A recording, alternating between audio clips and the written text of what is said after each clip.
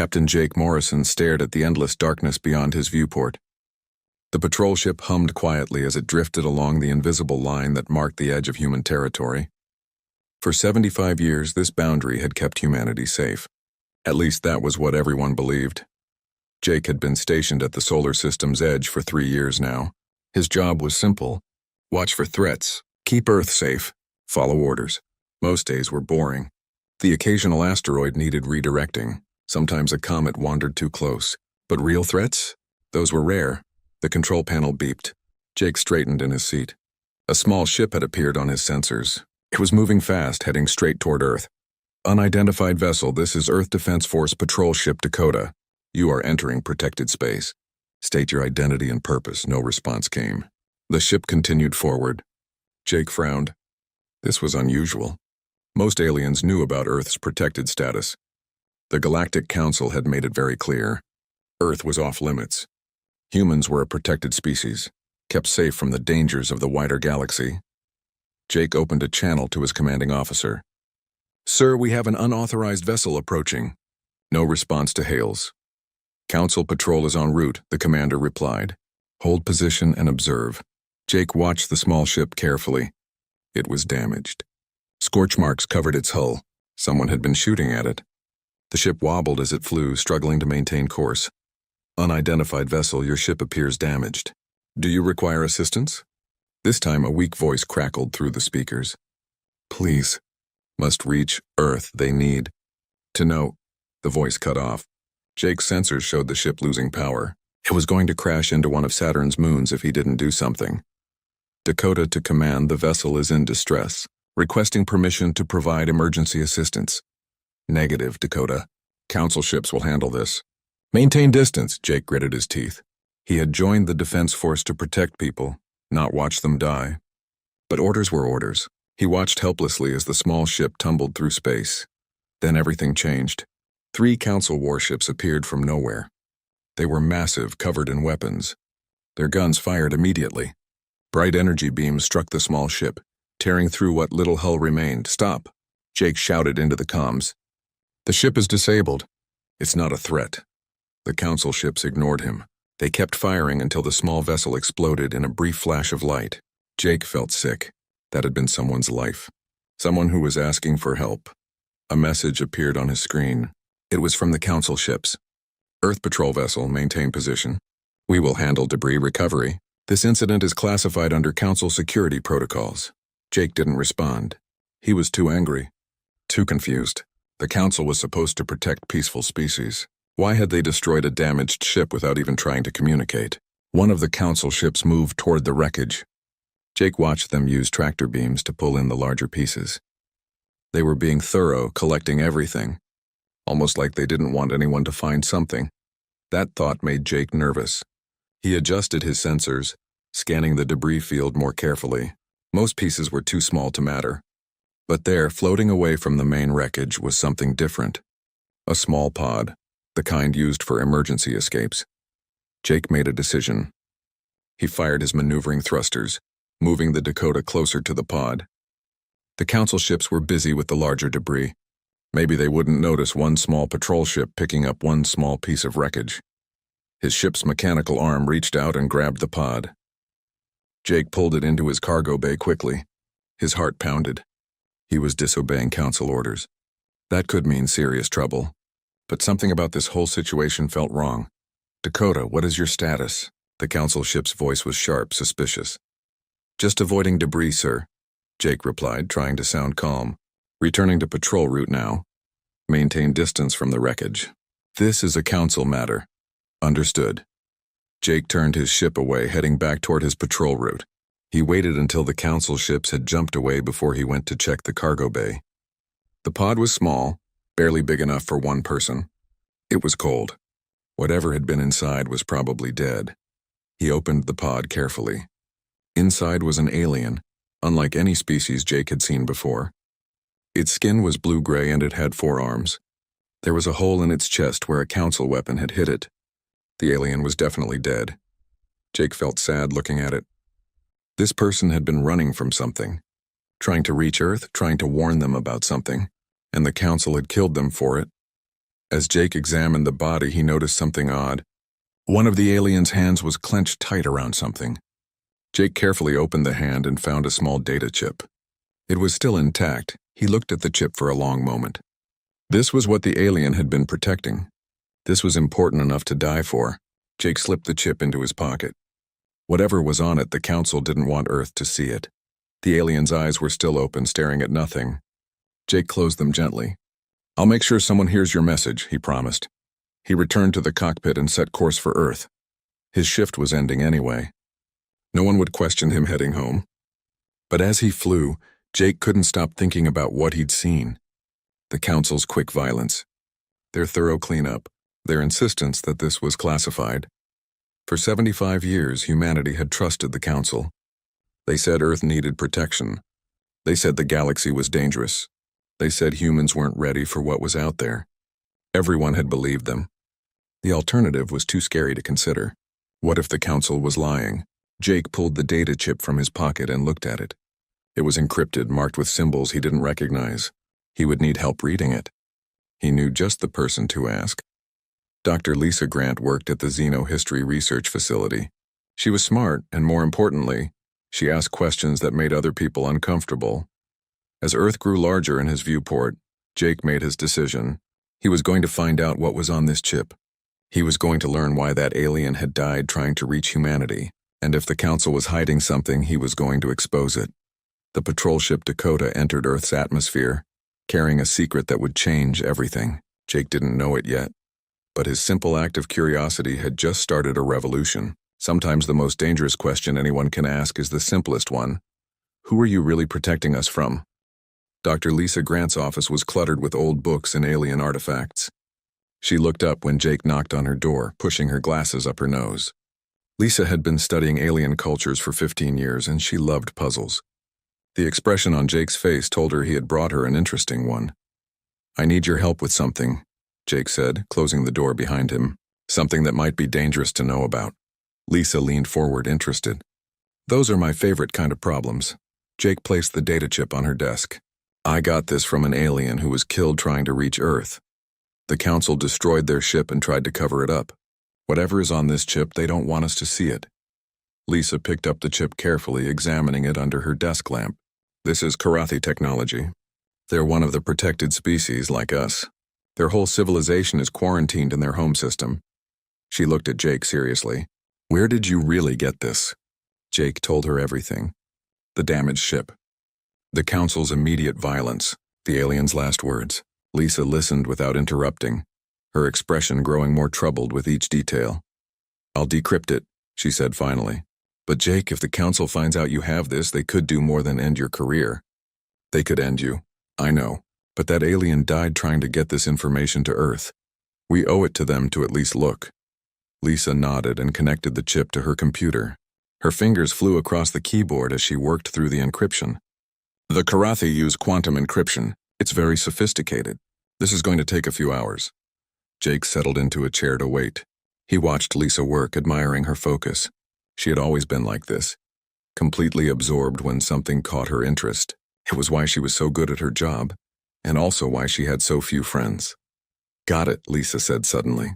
Files began appearing on her screen. "Oh my God. Jake, look at this." The first file was a video.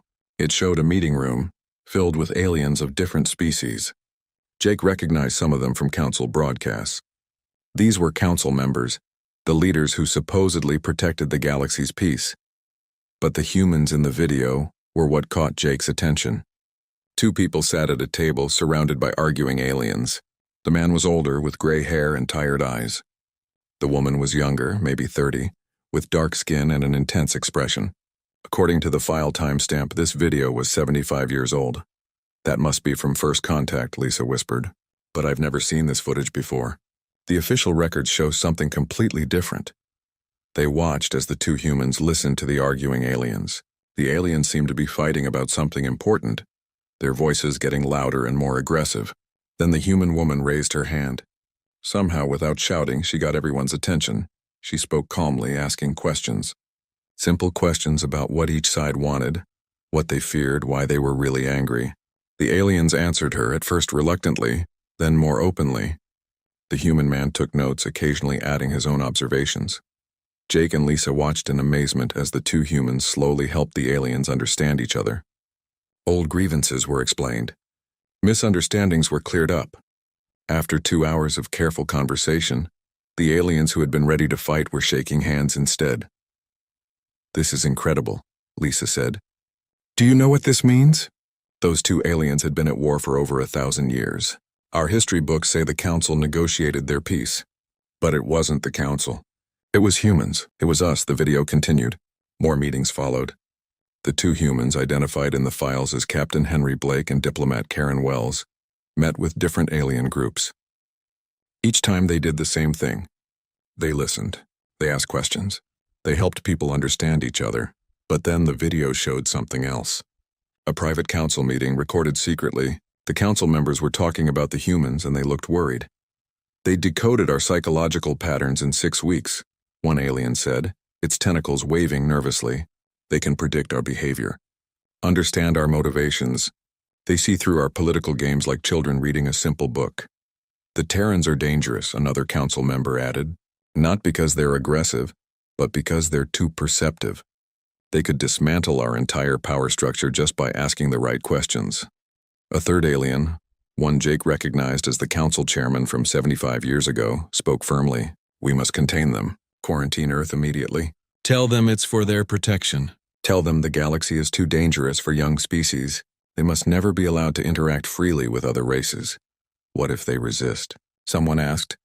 "Then we destroy them," the chairman said coldly. "But first we try containment. Humans are too valuable to waste. Their ability to understand and manipulate social dynamics could be useful, as long as we control them." The video ended. Jake and Lisa sat in silence, staring at the blank screen. Everything they had been told about Earth's protection was a lie. The Council hadn't quarantined humanity to keep them safe. They had done it to keep themselves in power. "There's more," Lisa said quietly, opening other files. "Look at this. Lists of other protected species. Dozens of them." Jake read through the files. Each species had been quarantined for different reasons. The Velnar were isolated because their philosophical ideas promoted individual freedom over government control. The Silvari had developed technology that could detect Council surveillance systems. The Karathi had created economic models that didn't require Council trade networks. Every species that threatened Council power in any way was labeled as needing protection and locked in their home system. It was a prison disguised as safety. "We have to tell someone," Jake said. "Who?" Lisa asked. "Earth's government is comfortable with the current arrangement. The Council provides technology, medicine, protection from external threats. Our leaders won't want to rock the boat. Then we tell everyone. We broadcast this to the whole planet." Lisa shook her head. "The Council monitors all our communications. They would shut us down before we got through the first minute. We need help. We need allies." Jake's communication device beeped. He looked at the message and felt his blood run cold. It was from his commander. "Report to headquarters immediately. Council Ambassador Velkoth has filed a complaint about your actions during today's patrol. Bring all evidence and recordings from the incident." "They know," Jake said. "They know I took something from that ship." Lisa quickly copied all the files from the chip to a hidden drive. "Go to the meeting.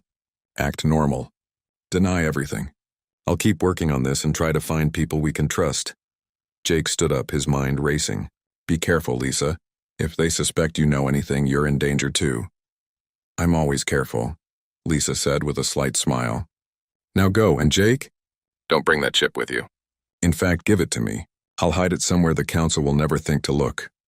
Jake handed her the chip and left the office. As he walked toward headquarters, he thought about Captain Henry Blake and Karen Wells. They had tried to help the galaxy 75 years ago. The Council had locked humanity away for it. But maybe, just maybe, it was time for Earth to try again. This time, though, humans would ask the one question the Council feared most. Who are you really protecting us from? Jake's meeting with Council Ambassador Velkoth had not gone well. The tall alien had questioned him for 3 hours about the destroyed ship, the debris field, and what Jake might have recovered. Jake had lied convincingly, saying he had only scanned the wreckage from a distance. But Velkoth's eyes had been suspicious, and Jake knew the Council would be watching him closely now. 3 days later, Jake received a message that changed everything. It came through an encrypted channel he didn't even know existed on his personal device. The message was simple. We know what you found. We've been investigating for years. If you want the truth, come to these coordinates. Come alone. Bring Dr. Grant if you trust her. You have one chance. Jake showed the message to Lisa. They debated for hours whether it was a trap. Finally, they decided the risk was worth it. If there were others who questioned the council's story, they needed to find them. Getting a ship was easier than Jake expected. Lisa had a friend named Amy Chen, who piloted cargo vessels between Earth and the outer planets. Amy had been complaining for years about council restrictions on human trade routes. When Lisa explained what they had discovered, Amy immediately volunteered her ship and her skills. I always knew something was wrong, Amy said as they prepared to launch. The council says they're protecting us, but from what? In 75 years, has anyone ever actually attacked Earth? Have we ever seen these supposed threats they're guarding us from? They brought one more person. Greg Taylor was a security officer who had served with Jake in the Defense Force. Greg was loyal, smart, and good in a fight. More importantly, he had been asking uncomfortable questions about the council for years. His career had suffered because of it. The four of them took Amy's cargo ship, the Wanderer, and headed toward the coordinates. The location was beyond Neptune, in the empty space between stars where no one had any reason to go. As they flew past the patrol zones, Jake kept expecting council ships to intercept them. But none came. Either the council hadn't noticed their departure or someone was helping them stay hidden. I'm picking up a structure, Amy said as they approached the coordinates. It's big. Some kind of space station. The station appeared on their screens. It was old, built from mismatched parts of different alien technologies. Ships of various designs were docked along its sides. None of them were human ships. This is the Wanderer requesting permission to dock, Amy transmitted. We received an invitation. Welcome, humans, a voice replied. We've been waiting for you. Dock at Bay 7. They docked carefully and put on their environment suits, not knowing what kind of atmosphere they would find inside. But when the airlock opened, they found the air was perfectly breathable. Someone had adjusted it for human needs. An alien waited for them in the docking bay. It was tall and thin, with silver skin and large black eyes. It wore a uniform that had once been military, though the insignia had been removed. I am Commander Dax of the Velnar, the alien said in perfect English. Welcome to Freedom Station. We've been hoping Earth would eventually start asking questions. Dax led them through the station. Aliens of different species worked together in the corridors. Some were repairing equipment. Others were studying data screens. All of them looked at the humans with interest. This station is home to representatives from 17 different protected species, Dax explained. We've all been quarantined by the council under different excuses. Some of us have been isolated for centuries. We built this station in secret, using salvaged parts and hidden resources. The council doesn't know it exists. How is that possible? Lisa asked. The council monitors everything. They monitor what they expect to see, Dax replied. They don't look for what they think is impossible.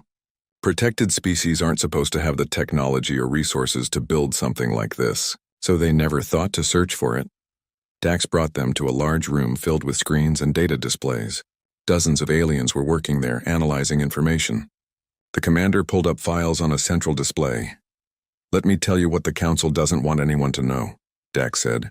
200 years ago, my people developed a new form of philosophy. It promoted individual thinking over collective obedience. The council declared us a protected species within a month. They said we needed time to mature as a civilization. He pulled up another file. The Silvari created technology that could detect hidden surveillance systems. They found council spy devices on their planets that had been there for generations. 3 weeks later, they were quarantined for their own protection. More files appeared.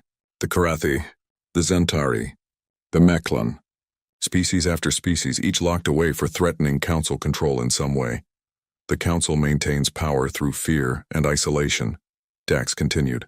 They prevent dangerous species from meeting each other. They keep us afraid of the galaxy beyond our borders. They tell us we're protected when really we're imprisoned. Why humans? Jake asked. What did we do that scared them so much? Dax pulled up the video Jake and Lisa had seen before. The one showing Captain Henry Blake and Karen Wells. Your people have a gift the council fears more than any weapon. You understand psychology. You read emotions. You build coalitions. In 6 weeks of first contact, Two humans resolved conflicts that had lasted 1,000 years. He zoomed in on the council members' faces in the video. Look at their expressions.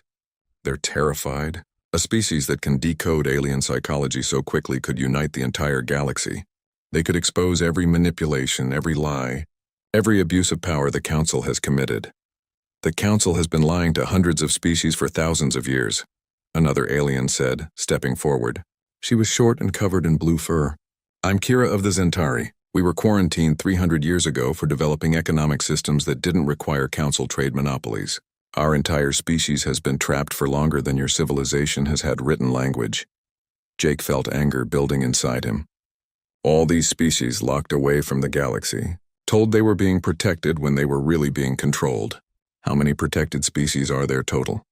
47 that we know of, Dax replied. Probably more that we haven't discovered yet. The council has been doing this for at least 1,000 years. We need to stop them, Lisa said firmly. We've tried, Dax said sadly. Twice groups of protected species attempted to break free. The council destroyed them completely. They'll claim it was for our safety, but they wiped out entire civilizations to maintain control. Greg spoke up for the first time. Then we need to be smarter. We can't fight them directly. We need to expose them. Make it impossible for them to keep lying. That's why we invited you here, Dax said, looking at Jake. Humans are the newest protected species. Your people still have fresh memories of freedom. Your government still communicates with the council regularly. You have access we don't have. What do you need us to do? Jake asked. Get proof back to Earth, Dax replied. Real proof that can't be suppressed or explained away. Broadcast it before the council can stop you. Once Earth knows the truth, once your entire species demands answers, the council will have to respond. And other species will see that resistance is possible. Alarms suddenly blared throughout the station. Dax's expression went cold as he looked at a display. Council fleet. They've found us. Either someone betrayed our location, or your ship was tracked. Through the station's windows, Jake could see council warships dropping out of faster-than-light travel, dozens of them surrounding the station. They were trapped. A message came through on all channels. It was Ambassador Velkoth. Attention, illegal station.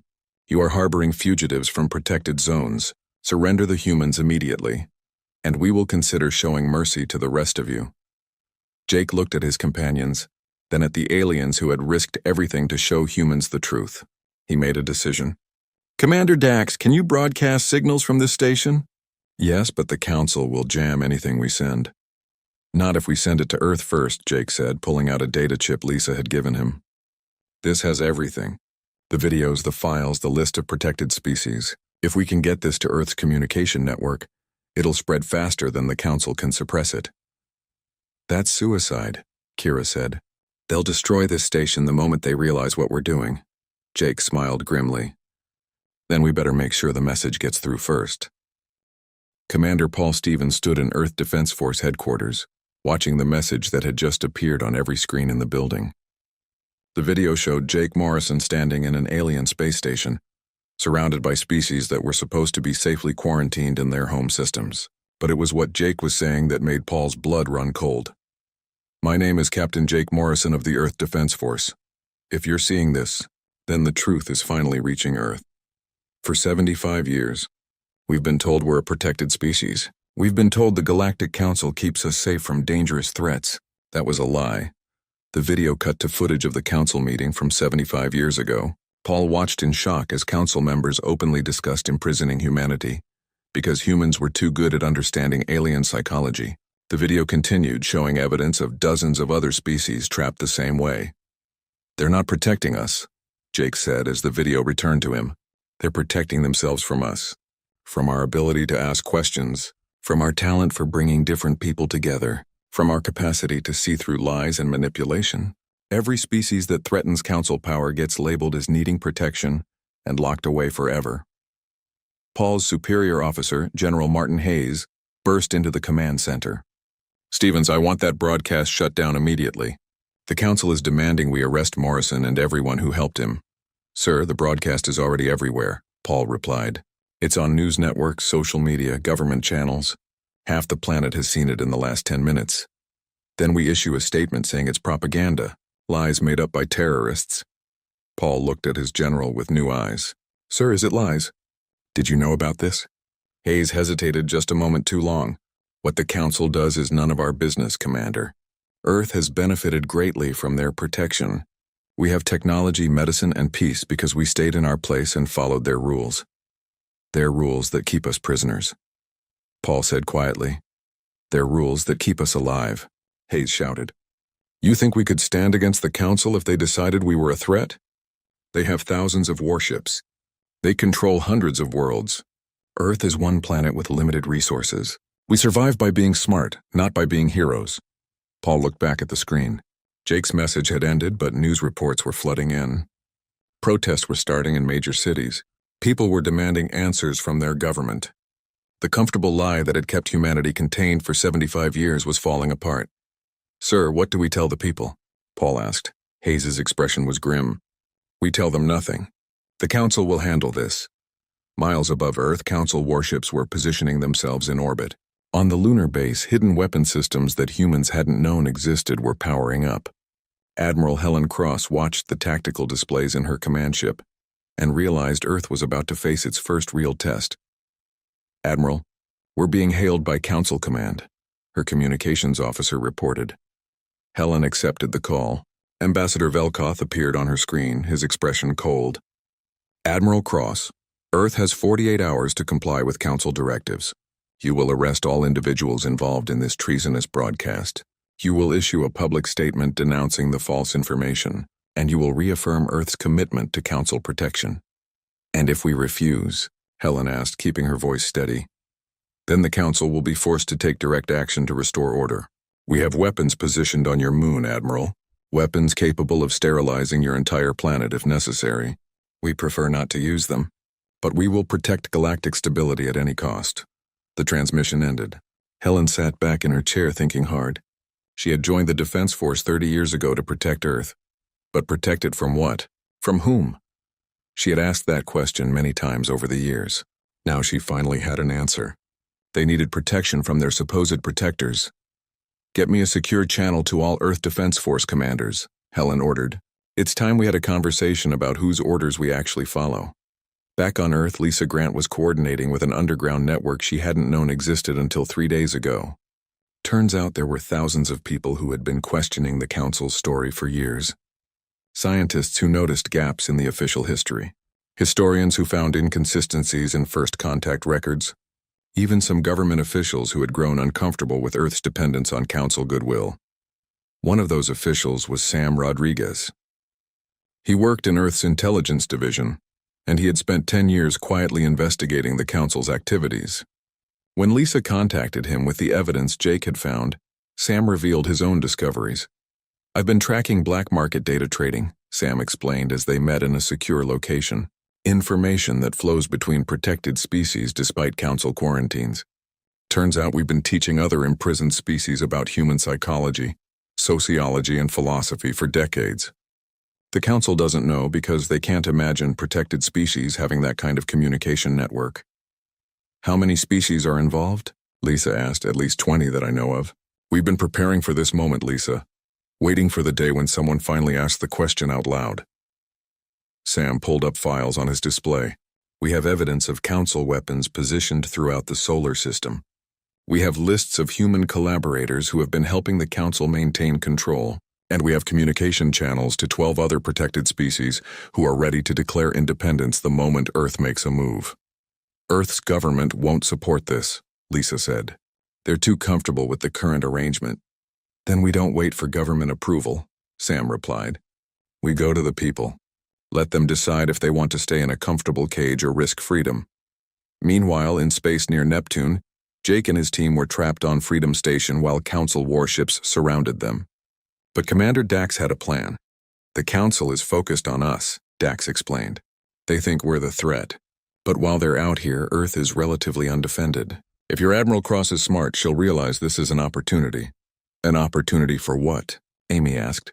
To take out those lunar weapons before the Council can use them, Greg said, understanding immediately. If we keep the Council fleet busy here, Earth Defense Force could strike at their leverage. Jake accessed the station's communication systems. Then we need to make sure the Council stays very, very interested in what we're doing here. He opened a channel to the Council flagship. Ambassador Velkoth, this is Captain Morrison. I want to discuss terms for our surrender. There are no terms, Velkoth replied. You surrender unconditionally or we destroy that station and everyone on it. Even if that station contains technology you've been searching for? Jake bluffed. Commander Dax tells me the Velnar developed something interesting 200 years ago. Something that lets protected species communicate across vast distances without using Council-monitored channels. I wonder how many other quarantined species would like to have that technology. There was a long silence. You're lying, Velkoth said finally, but Jake could hear the uncertainty in his voice. Maybe I am, Jake agreed. Only one way to find out. You could destroy this station right now, but if I'm telling the truth, you'll never find out how the technology works. Or you could board us, search the station, and try to capture the technology intact. Your choice. Another silence. Then Velkoth's voice came back, angry but controlled. Prepare to be boarded. Any resistance will result in immediate execution. Dax looked at Jake with respect. You're buying Earth time. The Council will spend hours searching this station for technology that doesn't exist. But eventually they'll realize they've been tricked. Then Earth better make good use of that time, Jake said. Because when the Council figures out I lied, they're going to be very, very angry. On Earth, Admiral Helen Cross received a message from Sam Rodriguez through channels she hadn't known her intelligence division possessed. The message was simple but clear. The Council fleet was distracted. The lunar weapons were vulnerable. She had maybe 6 hours to act before the opportunity vanished. Helen looked at the faces of her commanders on the screen. Each of them had families on Earth. Each of them had sworn to protect humanity. Now they had to decide what protection really meant. All right, Helen said firmly. Let's show the Council what humans do when someone threatens our home. Launch all available ships, target those lunar weapons, and someone get me a line to Nicole Barnes at the Diplomatic Corps. If we're going to do this, we need someone who can talk us out of the mess we're about to create. The commanders moved to execute their orders. Earth was going to war, not with weapons alone, but with the one thing the Council feared most. The truth, spoken loud enough that the whole galaxy could hear it. Nicole Barnes had been Earth's chief diplomatic negotiator for 8 years. She had spent those years learning to read alien body language, studying Council psychology, and asking questions that made her superiors uncomfortable. When Admiral Helen Cross contacted her with an impossible request, Nicole didn't hesitate. This was the conversation she had been preparing for her entire career. The Council had agreed to an emergency session to be held in neutral space between Earth and the Council fleet near Neptune. Nicole arrived in a small diplomatic shuttle, accompanied only by Sam Rodriguez, who had provided her with years of intelligence about Council weaknesses. Chairman Vorthak waited for her in the meeting chamber. He was an imposing figure, with dark scales and cold eyes that had watched over the Council for 100 years. Around him sat representatives from the most powerful Council species. They expected to intimidate one human diplomat into backing down. Ms. Barnes, Vorthak began, his voice like gravel. Your species has committed serious violations of Council law. Captain Morrison's broadcast contained classified information. Earth Defense Force attacked Council installations on your moon. You have 47 minutes remaining in your compliance deadline. Surrender now and perhaps Earth will survive. Nicole sat down calmly. She placed a datapad on the table and smiled. Chairman Vorthak, before we discuss surrender, I think we should talk about what I've learned about the Council in the past week. Would you like to hear? Vorthak's eyes narrowed. Nothing you say will change the situation. Humor me, Nicole said. You see, I've spent years studying Council psychology. I know how your government works. You maintain power through 3 key strategies: fear, isolation, and information control. You tell species the galaxy is dangerous. You keep them separate so they can't compare notes. And you control what information reaches them. She activated her datapad. But here's what I find fascinating. In 75 years of protecting Earth, the Council has never once provided evidence of these threats we're supposedly being protected from. No hostile species has ever tried to attack us. No danger has ever materialized. Because those threats don't exist, do they? The galaxy is full of dangers you cannot comprehend, Vorthak said. Then why not show us? Nicole asked. Why not let us see these threats for ourselves? Unless, of course, you're afraid of what else we might see. She pulled up files on her display, like the 47 other protected species you've imprisoned, or the economic monopolies you maintain through trade restrictions, or the surveillance networks you've hidden throughout quarantine systems. Murmurs ran through the council representatives. Nicole continued, her voice steady and confident. But what really interests me is your response time. When Captain Morrison broadcast the truth, the council reacted within minutes. You deployed warships, you activated hidden weapons, you threatened to destroy an entire planet. That's not the response of protectors. That's the response of people who are terrified their control is slipping. Enough, Vorthak said coldly. You think you're clever, human, but you're just one species. One small planet. We control thousands of worlds. You control them through fear, Nicole replied. But fear only works when people believe they're alone. And thanks to Captain Morrison, your protected species now know they're not alone anymore. In fact, in the time we've been talking, 17 protected species have just declared independence from council authority. Nicole pulled up live feeds on the chamber's displays.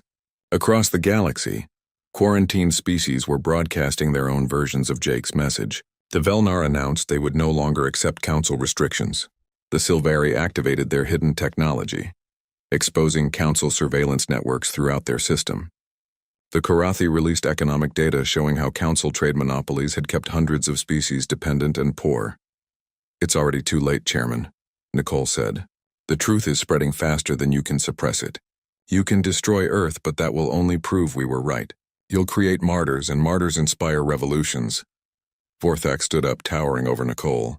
Then perhaps we should destroy Earth as a warning to others.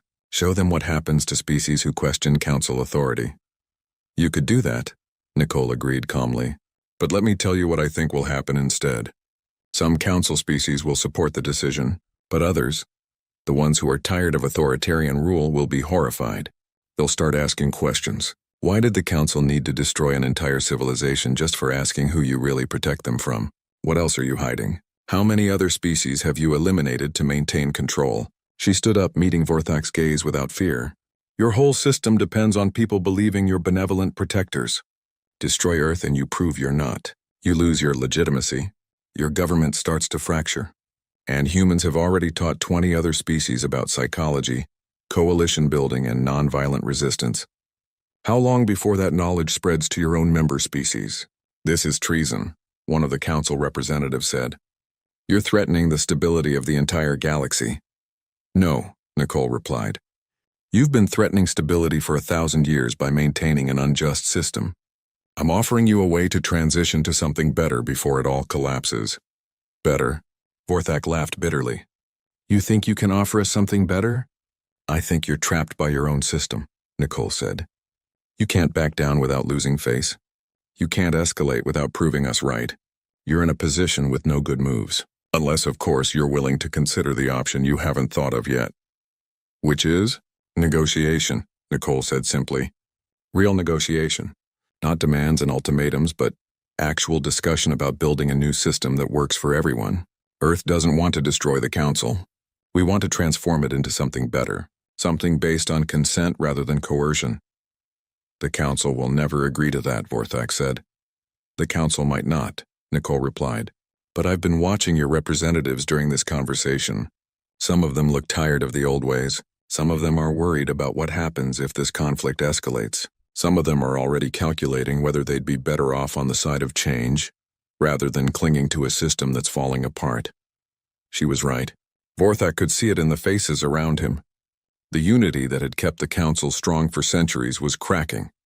While Nicole kept the council talking, Admiral Helen Cross was coordinating the attack on the lunar weapons. Her ships struck fast and precise, disabling the hidden systems before the council could activate them. It was a surgical operation, executed perfectly by people who had spent years training for battles they hoped would never come. At the same time, Jake and his team were escaping from Freedom Station. Commander Dax had rigged the station to look like it was exploding, while secretly evacuating everyone through hidden passages. The council boarding teams arrived to find an empty station full of false data, buying even more time for Earth to act. Back in the diplomatic chamber, Nicole received a subtle signal from Sam. The lunar weapons were neutralized. Earth's immediate danger had passed. Now came the harder part. Chairman Vorthak, Nicole said quietly, your weapons are gone. Your threats are empty, but this doesn't have to end in humiliation for the Council. We can find a solution that lets everyone save face. Unless your pride is more important than the billions of lives that will be lost in a galactic war. The chamber was silent for a long moment. Then one of the Council representatives spoke up. She was from a species called the Androli, known for their practical thinking. Perhaps we should hear what the human proposes, if only to understand our enemy better. I'm not your enemy, Nicole said. I'm someone who sees that the current system isn't working and wants to help build something better. Here's what I suggest. The Council dissolves its protection programs. Quarantined species are freed to interact with the galaxy as equals. In exchange, Earth helps mediate the transition. We teach other species what we know about psychology, conflict resolution, and building coalitions. We help you create a new galactic government based on consent and cooperation. Why would you help us after what we did to your species? Another representative asked. Because we're not interested in revenge, Nicole replied. We're interested in making sure this never happens to anyone else. And because holding grudges is a waste of time that could be spent building something better. The debate continued for hours. Vorthak resisted every step, but more and more council members began to see Nicole's proposal as the least bad option. Finally, exhausted and outmaneuvered, the chairman agreed to a temporary ceasefire and formal negotiations. 1 year later, Jake Morrison stood on the bridge of Earth's first deep space exploration vessel. They were heading beyond any boundary humans had ever crossed, on a mission to contact species that had never heard of the old Council's restrictions. Lisa Grant worked at the New Galactic Coalition University, teaching psychology and social sciences to students from 100 different worlds. Amy Chen commanded a fleet of trading ships, building economic connections between formerly isolated species. Greg Taylor helped train the new Coalition Defense Force, which protected against real threats.